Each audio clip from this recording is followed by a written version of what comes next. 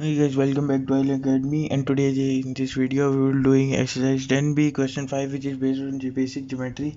तो क्वेश्चन 5 के ये पार्ट को देखते हैं।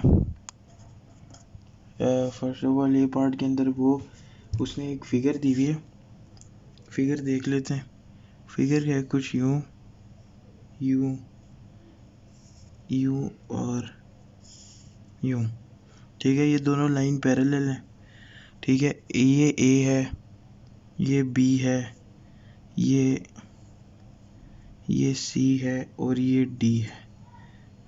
ये 92 है, ये ए है और ये 128 है।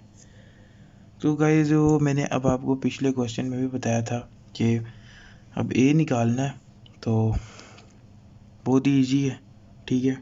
वो किस तरह ईजी है कि सबसे पहले हम इसका कर देंगे हाफ। अब इसका हाफ करने से हमारे पास क्या फ़ायदा आएगा कि इसको रख लेते हैं P और इसको रख लेते हैं Q।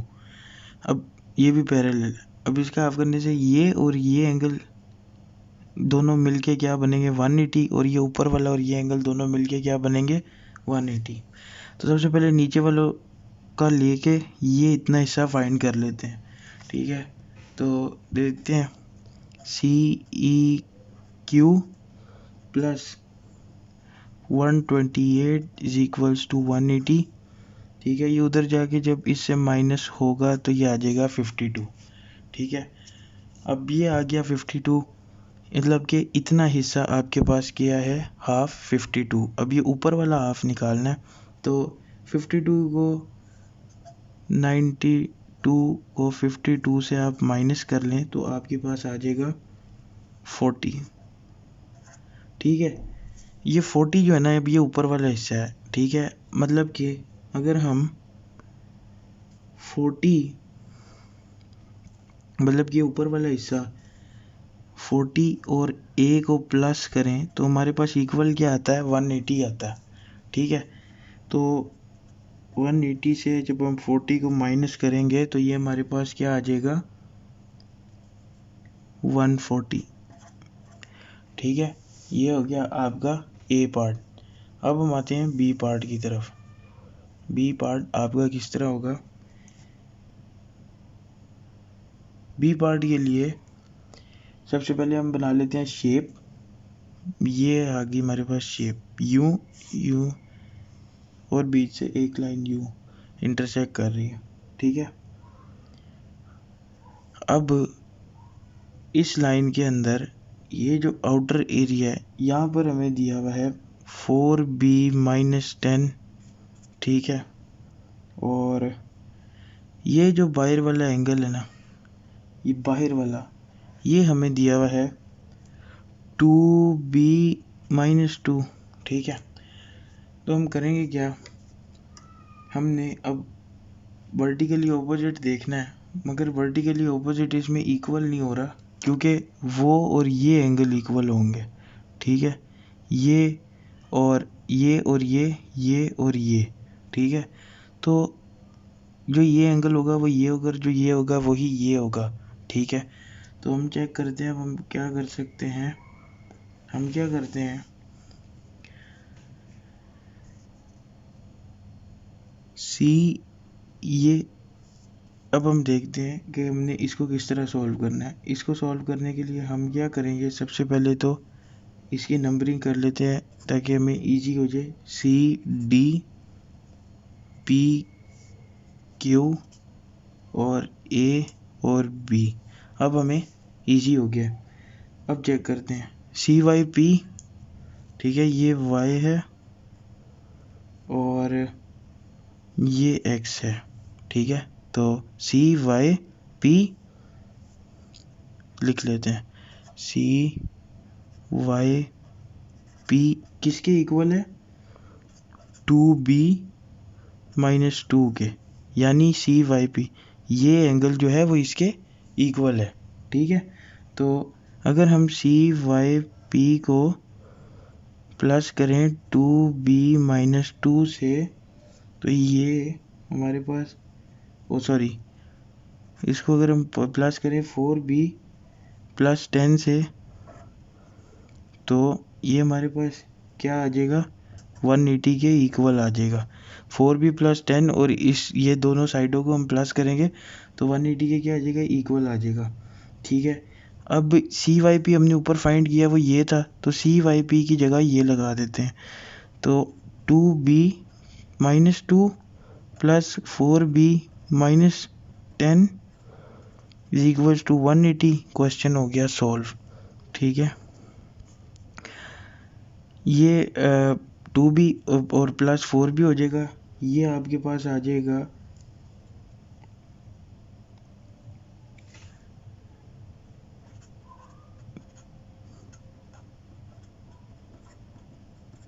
यूं। ठीक है, अब 4b और 2b 6b ये हो गए, और -2 और -10 होंगे प्लस, मगर लगेगा साइन, तो ये हो गया -12 = 180। ठीक है, अब ये आपके पास आ जाएगा 6b = 180 + 12, ये आ जाएगा आपके पास 192, और ये b इधर आ जाएगा, ये 6 से डिवाइड होगा, और जो आपके पास आंसर आएगा वो होगा 32। ठीक है, ये आपका हो गया बी पार्ट। अब आ जाते हैं आपके सी पार्ट की तरफ, उसको देखते हैं कि सी पार्ट हमारा क्या कहता है। सी पार्ट की जो फिगर है वो थोड़ी सी है कॉम्प्लेक्स। सी पार्ट की फिगर है यूं, थोड़ा सा यूं है, देन एक स्लाइड ये है, और फिर यूं है, एंड देन यूं बनी, फ्लैश टाइप बनी। ठीक है, ये हिस्सा आपका 28 है, ये हिस्सा आपका 94 है, ये पूरा सी है। अब 180 से बात ऊपर चली गई एंगल्स के अंदर, थोड़ा सा उन्होंने कॉम्प्लेक्स करके क्वेश्चन बनाया 180 से थोड़ा ऊपर ले गए। ठीक है, तो ये आपका ए है, ये आपका बी है, ये आपका ई है, ठीक है, ये सी है, और ये डी है। तो अब इसके अंदर हमने देखना है हमने कहाँ कहाँ से हाफ करना है, हमें कहाँ कहाँ से ज़रूरत है हाफ करने की। तो सबसे पहले हम देखते हैं, हमें एक तो यहाँ से हाफ करना पड़ेगा, दूसरा हमें यहाँ से हाफ करना पड़ेगा फाइंड करने के लिए। ठीक है, तो इसका मैंने रख दिया R और S, इसका मैंने रख दिया P एंड Q। ठीक है, तो फाइंड करते हैं। सबसे पहले आपके पास जो AEP है, ये इतना एंगल, ये 28 के इक्वल है।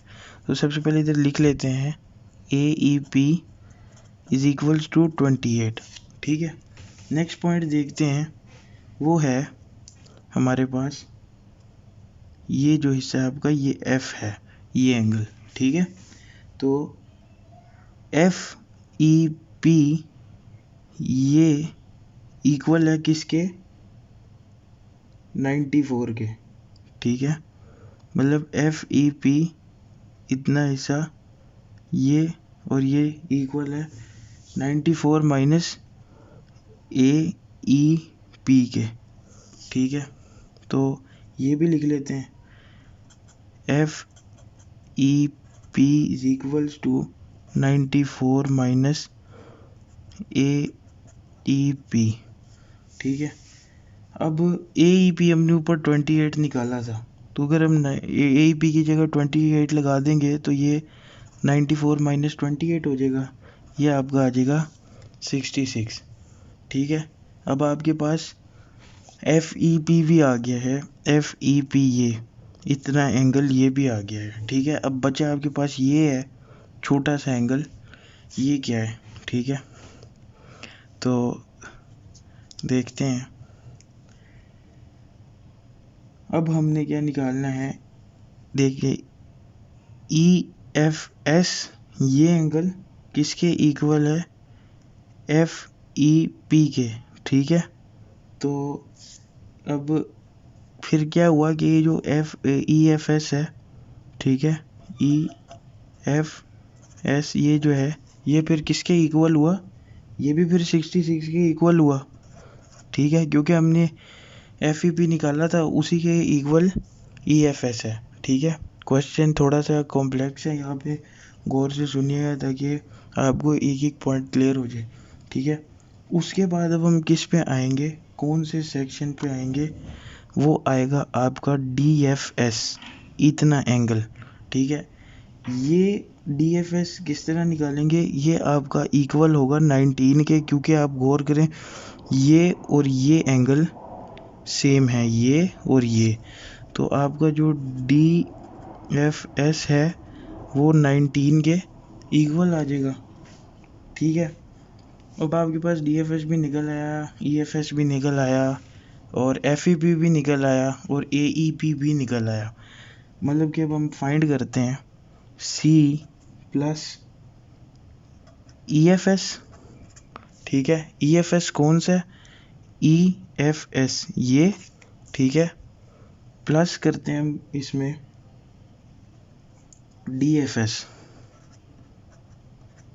DFS कौन सा है, DFS ये, और ये दोनों प्लस करेंगे, ठीक है, और इनको इक्वल रख देंगे किसके, 360 के, ठीक है। इनको इक्वल रखना है 360 के, क्योंकि C जो है ना वो 180 से बड़ा है, ठीक है। तो इनको जब प्लस करेंगे तो ये तीनों मिलके क्या बनेंगे, 360। तो EFS हमने निकाला था जो कि 66 था, और DFS हमने निकाला था जो कि था 19, ठीक है। इसको इक्वल रख दिया 360 के।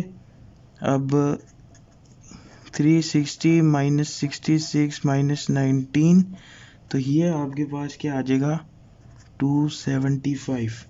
तो C आपके पास क्या आ गया, 275, जो हमने इसके अंदर फाइंड करना था, ठीक है। तो इसी तरह अब C भी फाइंड हो गया। तो गाइज अब मैं मिलते हैं नेक्स्ट वीडियो के अंदर, जिसके अंदर मैं आपको करवाऊंगा क्वेश्चन 6, और अगर क्वेश्चन 6 इजी हुआ तो मे बी क्वेश्चन 6 और 7 इकट्ठा करवा दूं। तो guys please like and subscribe my channel.